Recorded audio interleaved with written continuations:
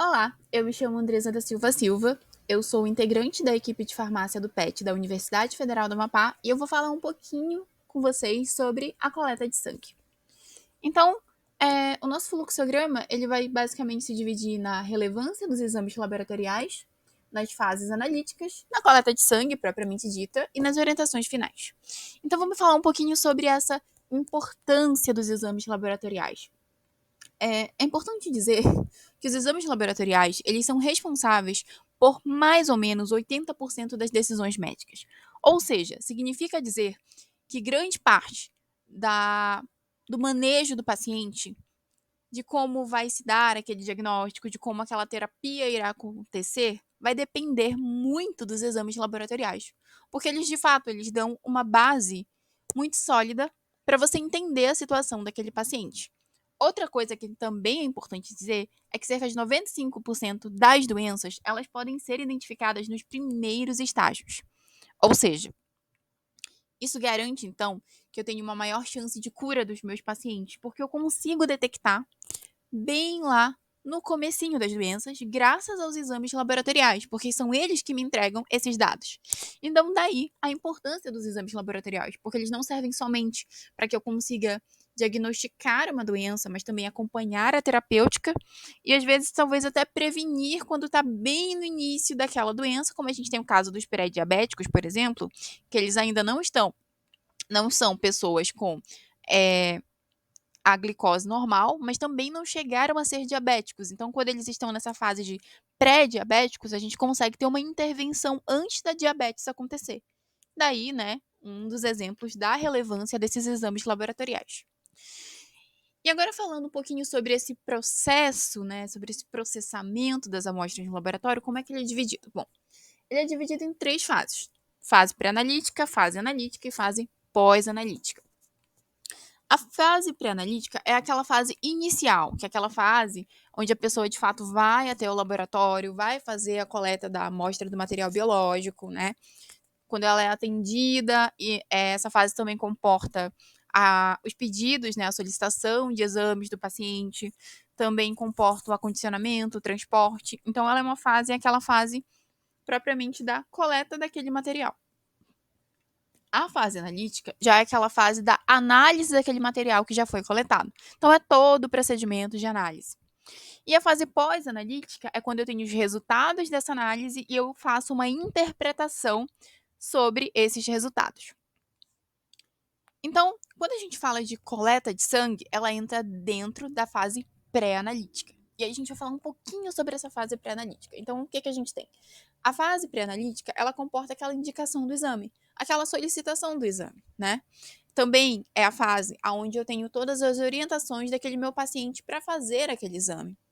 Precisa estar em jejum? Não precisa estar em jejum? Tem que ficar de olho na dieta? Então, precisa ser coletado de manhã? É melhor ser coletado de manhã? Então, todas aquelas orientações que a gente dá para o paciente. Aqui também entra os critérios de aceitação da amostra. O que seriam esses critérios de aceitação da amostra?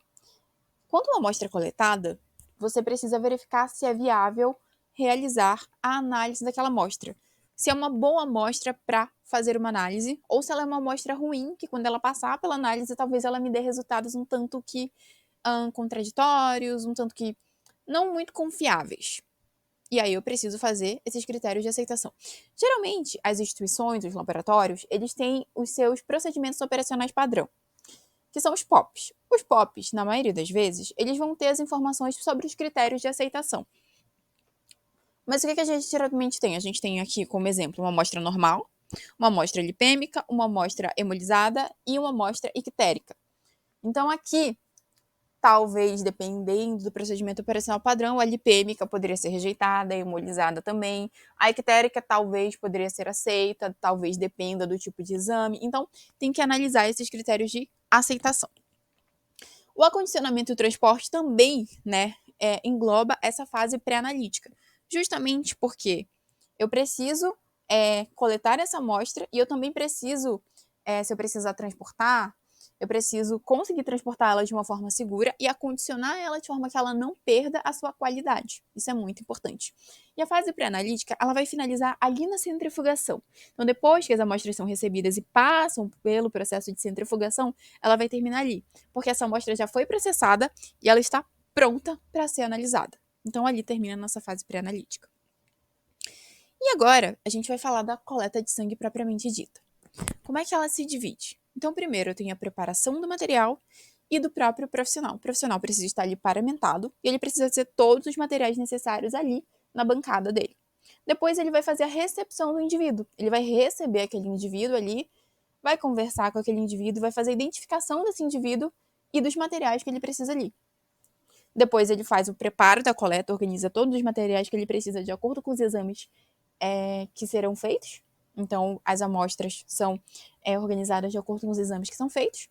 Ele realiza a coleta, ele finaliza a coleta e, por fim, ele dá as orientações para aquele paciente das coisas que ele pode ou não pode fazer depois da coleta.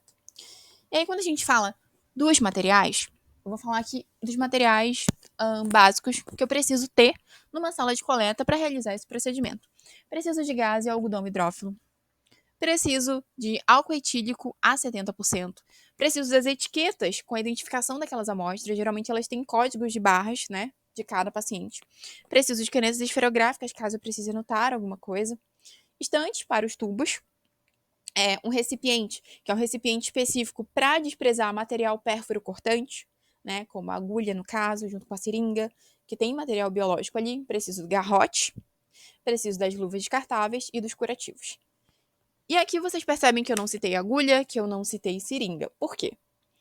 Porque existem duas maneiras de coletar sangue, né? Existe a maneira mais antiga, mais tradicional, que é a agulha e a seringa, e existe a maneira de coleta, que é a coleta a vácuo, né?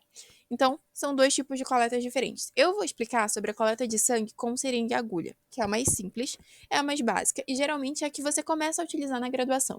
E depois, você coleta com vácuo. Então, vamos começar falando dessa coleta de sangue. Então, a coleta de sangue, ela vai começar ali sempre com o processo de higienização das mãos daquele profissional. Todo profissional de saúde precisa fazer o processo de higienização das mãos e que o procedimento seja correto, porque isso é muito importante. Depois você acomoda o paciente, checa os documentos do paciente, confirma os dados daquele paciente e explica o procedimento para o paciente, porque isso deixa o paciente mais tranquilo. Posteriormente a isso, você já vai estar paramentado, correto? Você tem que entrar na sala paramentado, apenas pronto para utilizar as suas luvas. Então, você vai colocar as suas luvas, vai organizar o seu material conforme os exames pedidos, vai colar as etiquetas nos tubos e vai começar o procedimento de coleta. E antes da gente ir para o passo a passo da coleta em si, a gente também precisa falar um pouquinho sobre as veias que são mais preferenciais para realizar essa coleta. Então, a gente tem, né, o braço do indivíduo e as veias que são recomendadas e sugeridas, segundo os manuais, né, do Ministério da Saúde, segundo outros manuais que são manuais oficiais, geralmente se prefere a veia cefálica e a cubital mediana, que são justamente essas veias que ficam no meio, né, próximo da região do cotovelo. Então, geralmente se prefere essas veias. Então, você sempre olha primeiramente essas veias para ver se elas estão, digamos assim, agradáveis, se elas estão com uma facilidade de acesso melhor, porque geralmente elas são as mais acessíveis. Depois disso, outro detalhe que o profissional precisa se atentar é sobre a ordem dos tubos. Os tubos de coleta, eles têm alguns aditivos, tá? Alguns têm alguns aditivos. E você não pode misturar esses aditivos. Então, você segue uma ordem de coleta. E é sempre importante você saber essa ordem dos tubos. Então, primeiro começa com o tubo da tampa azul, que tem citrato. Depois, começa com o tubo da tampa vermelha, que é sem anticoagulante. Depois, com o tubo da tampa amarela, que tem ativador de coágulo. Depois, o tubo com heparina, que é o tubo da tampa verde. Depois, o EDTA com o tubo da tampa roxa. E, por fim, o fluoreto com tampa cinza. Algumas empresas, elas padronizam cores diferentes para esses tubos e é identificado bonitinho. Dependendo da empresa que você faz, que o seu laboratório que você trabalhar, se ele tiver alguma relação com uma determinada empresa, vai ser padronizado pelo próprio laboratório. Mas essa é a ordem básica, tá? Então, conforme os exames solicitados, você segue essa ordem. Muito bem, então vamos falar agora da coleta do paciente. Então, posiciona o braço do paciente, certo? Analisa os possíveis locais de punção, dá uma olhada nas veias dele, certo? Abra e retire a seringa do envelope e empurre o êmbolo da seringa para você tirar um pouquinho daquele ar, para que não prejudique você na hora de coletar, e insira a agulha na seringa, tá? Não retire a proteção da agulha, só insira a agulha na seringa. Depois, você vai garrotear o braço do paciente e vai fazer o processo de antisepsia, que é passar o álcool 70 ali naquela região que você vai fazer a punção. E aí você pode fazer de maneira circular, como vocês observam na primeira imagem, ou de maneira reta, certo? Como é observado na segunda imagem. Então, posteriormente, né, você vai retirar a capa da agulha e vai fazer a punção com o bisel da agulha virado para cima. É importante que você tenha pedido antes para o seu paciente fechar um pouquinho a mão, né, para você poder visualizar melhor. E aí você consegue então fazer essa incisão, ou essa punção, desculpa. Você consegue fazer a punção, né, com o bisel, que é aquela pontinha da agulha sempre virada para cima. E aí quando o sangue começar a fluir, você solta o garrote, né, e pede para o usuário abrir a mão. É importante que você não deixe mais do que 1 minuto, tá, garroteado. Você não pode deixar. Depois disso, você vai aspirando o sangue, porque o sangue ele vai fluir naturalmente, e aí você vai puxando, então, vai aspirando esse sangue. Depois disso, você vai remover a agulha com auxílio de um algodão seco, né? E esse algodão vai servir, então, para que o seu paciente segure esse algodão, pressione ali e mantenha pressionado, certo? Pode ser uma gaze também, naquele local da punção, para ajudar no processo de coagulação para parar aquele sangramento. Depois disso, você aciona o dispositivo de segurança da agulha. Geralmente a agulha tem um dispositivo de segurança para você poder descartá-la, sempre com muito cuidado para não se cortar, isso é muito importante, certo? Depois você descarta a agulha naquele recipiente que é próprio para o material pérfuro cortante, e depois disso você vai abrir a tampa do tubo e transferir o sangue daquela seringa para o tubo, certo? E aí, se você tiver outros tubos, você vai distribuindo conforme as quantidades necessárias. Porque a gente tem alguns tubos, como é o tubo do caso do EDTA, que tem uma proporção de anticoagulante ali que precisa de uma quantidade específica de sangue, que você tem que obedecer. Certo? E sempre devagar, escorre sempre devagar para que as hemácias fluam de uma maneira lenta, para que elas não sofram hemólise, né? Para que elas não se rompam durante esse processo. Porque, de certa forma, elas ainda são células, elas ainda são frágeis. Bem, posteriormente a isso, você vai fechar o tubo e vai homogeneizar esse tubo, né? Por inversão de 5 a 10 vezes. Bem lentamente, tá? Não precisa ser de uma forma bruta. Depois, você vai colocar essa amostra em uma estante para tubos, sempre na posição vertical, certo? E então vai descartar a seringa e outros materiais contaminados. Você vai cobrir o local daquela punção com um curativo, né? E pedir para o usuário manter por pelo menos 15 minutos aquele curativo. E aí, depois que você finaliza essa coleta, então, você vai dar algumas orientações para o seu paciente, né? Porque ele acabou de fazer uma coleta de sangue. Então, tem que orientar o paciente a não dobrar o braço, não carregar muito peso depois de ter feito, esperar pelo menos 1 hora. Também tem que perguntar se o paciente está bem, se ele consegue se locomover sozinho. Algumas pessoas ficam nervosas, ficam tontas, então você precisa ter certeza de que o seu paciente está bem. Entregar a ele o comprovante de coleta, né? Identificar todas as informações necessárias quanto à data, horário responsável pela coleta com relação às suas amostras e encaminhar as amostras o mais rápido possível para o setor de processamento.